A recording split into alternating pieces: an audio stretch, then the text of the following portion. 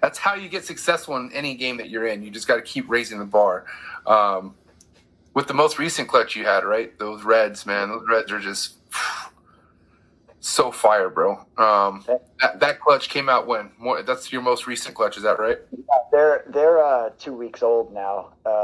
They actually started hatching over 2 weeks ago, but they were they hatched out pretty slow over a pretty significant period of time. So let me see if I could show people this real quick. So this is the clutch we're talking about here. Yeah. Probably one of the most dreamy fucking sights I've seen when it comes to hatching chondros. This is everything I want to have in a chondro clutch. The dark red, lighter shades of red, but majority all dark, but different shades of dark red. You fucking can't. Oh my God, this is such a dream, bro. How many in here? How many do you have in here? There's 11. 11 in here. Yeah. Oh man. And those are all. I mean, I'm sorry, I was looking at the picture when you said it, but what was the date these came out of the egg again? They started hatching. It was Monday. Was 2 weeks. The first couple that came out though were early. I've never really experienced that before because the rest of them didn't come out for a few days, and there was these two. And it was really funny because this one like pipped on day 50, and I wasn't expecting pips until day 52 to 54. Yeah. But there were two that pipped early, and the first one to pip was laying kind of partially on top of the second one to pip, like he was encouraging him, like, come on, bro, let's do this thing, Yeah. And anyways, but then the rest of them started coming along after that, and it wasn't all lovely. There was a couple of issues in there. There was originally 19 eggs, but I want to say that 4 of them, 3 or 4 were obviously infertile, not slugs, just infertile, and looked perfect, but no veins. I ended up with 15, and 2 of them I could tell weren't going to make it, and I opened them up, and they just had really underdeveloped dead babies in them. So they were already gone. Yeah, they just never quite. They made it like halfway. One of them made it a little further than the other one. One of them made it far enough to start getting some patterning on it. But no pips, none of that. Yeah, no, they crashed out quite a bit before. How'd the egg look? Just moldy and wet and wrinkled up and funky, Okay. So and I didn't remove them. I will not remove an egg unless it smells like death. I will, because I've seen fucked up eggs hatch, man. I mean, fucked up egg. So, but when the others started pipping, I opened those up. I took pictures of it there. Maybe it's weird, but I think the little underdeveloped embryos are really cute. So, anyways, so that left me with 13, and I thought it was kind of strange that quite a few of them were not emerging from the egg, and they still had a lot of fluid. You said after the first one pips, you go ahead and slit a tiny slit in the rest of the eggs. Is that right, or you don't? I waited about 30 hours. I probably waited about 30 hours before I did it, and as soon as I was cutting them, fluid was coming out, and they weren't as dented as the other 2. Like I said, there was just 2 that were ahead for whatever reason, and they were emerged already, and fully absorbed yolks, and just kind of weird to have them that far ahead. But the other ones, I could tell just as soon as I put the tiniest slits and fluid starts coming out instantly, they just weren't ready yet. So I just let them rock, and unfortunately, out of the 13, there were 4 that I was worried about, and 2 of them were tied up in their little umbilicus. One of those died hanging halfway out of the egg, and terrible. Yeah, and another one I pulled him out, and he was like that because I didn't know it was like that, or I would have cut it. Another one I found like that, and I cut it, but that means he doesn't get to fully absorb his yolk. then there was another one that when I went to check him, he like flipped and broke his own off, so it didn't fully absorb its yolk. And then there was another one that it though in the egg, like it just fucking went like yeah. When I went to check on him and pull the egg open a little further to see if he was tied up, he just like he was not happy about it. He had a defensive response, and it broke his off. And then there was another one that just emerged without absorbing its yolk. So all 4 of those did not absorb their yolk. The one died while it was still hanging out of the egg. Yeah. One of the other 3 died, I want to say a day later or something. And then so of the 2 that remained of those 4, they were really weak. They stayed on the ground where all the rest were perched almost immediately. And they were moving kind of weird, and they're small, and they don't have much energy to run off of because they didn't absorb their yolk all the way. But both of them are perched now, and they look like they're starting to go into their first shed, and they're behaving more normally and tongue flicking and reacting. So maybe they'll pull through, but I've got to get food in those guys early on because they're at a disadvantage after not fully absorbing. Now your protocol as far as feeding goes, right? So snake comes out. There's even times where you won't wait for them. Like if it gets to that point and they haven't shed yet, you'll still offer them a meal. Is that right?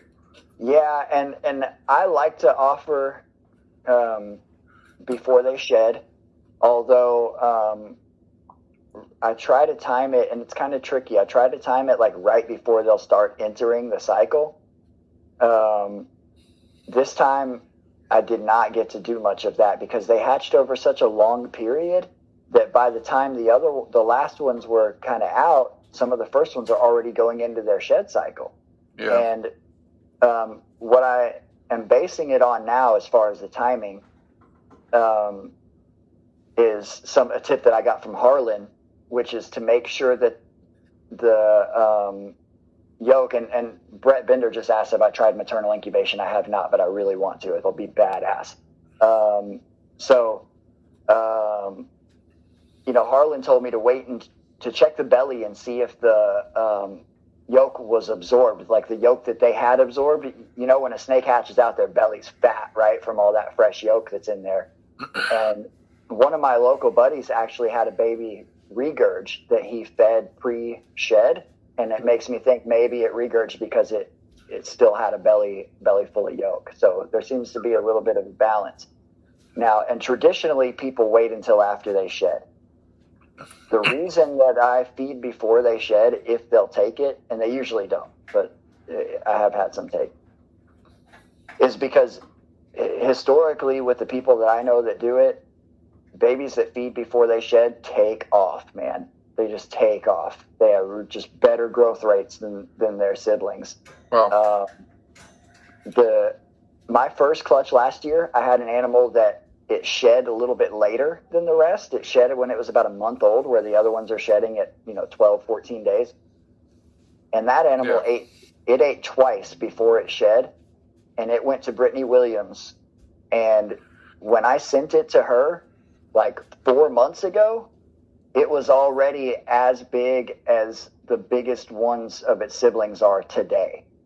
Like it was pushing 60 grams when I sent it out when it was like 5 months old. The thing was a monster. And I was feeding it on the same schedule as the other ones. And the only difference is that it ate twice before it shed, where some of the other ones were a little bit slower to start. Right. Now, let's go back to your first clutch. So, or actually, I think we got off the whole topic on, you getting into chondros, because you talked how I started about Gary and stuff and fucking. Yeah. But now let's talk about the beginning of the Patrick days with chondros and whatnot. You did a little bit of time, right? You did a little bit of time, and you were in chondros before you went in. Is that right? Yeah. You already. Okay. So, you asked originally how I got started in snakes in general, and we can take that all the way back to almost birth, because my dad got me into it since forever. Like my dad just always had snakes, and so chondros or what, or just no, never green trees. Just one of my earliest memories is just of a little wild caught earth snake that my dad kept in a styrofoam cooler, right? But my dad had me out herping, creek walking and herping basically as soon as I could walk. So that's what got me started in it. My first 2 chondros I got in 1998. A gentleman came into my pet shop and he said he had a pair of emerald tree boas. And when I opened up this this pillowcase, both of these animals shot out of the literally just shot straight up out of the pillowcase. And I was like, oh, these are green tree pythons. They're not emeralds. And at the time, and maybe still, emeralds were a bit more valuable than just, like, if we're looking at wild caught animals, emeralds were a bit more valuable than the chondros. And right. I was like, yeah, these aren't emeralds. And I was actually, believe it or not, a little bit more into the Corrales back then. Like, I got my first Amazons in 95 from Tom Crutchfield for like $18. And anyways, I tell this guy, I was a little bit disappointed. I was hoping to see emeralds, and these 2 animals, they were both Aru, and they were really, really nice looking Aru, but I didn't really know anything about localities. And when I told him that, I was like, yeah, these aren't emeralds, they're green tree pythons. And he was like, oh, okay. And I said, well, what do you want for them? And he said, just give me $150. And so I paid $150 for my first pair of adult Arus that were exceptional. I took them home. I put them in a cage together. They were being cooled at night because I turned off their heat light at night. I wasn't doing it on purpose. I remember they stayed perched together the whole time. And then the owner of the pet store found out that I bought them and got pissed off and made me bring them back to the shop. And he gave me my $150 and we put them at the shop.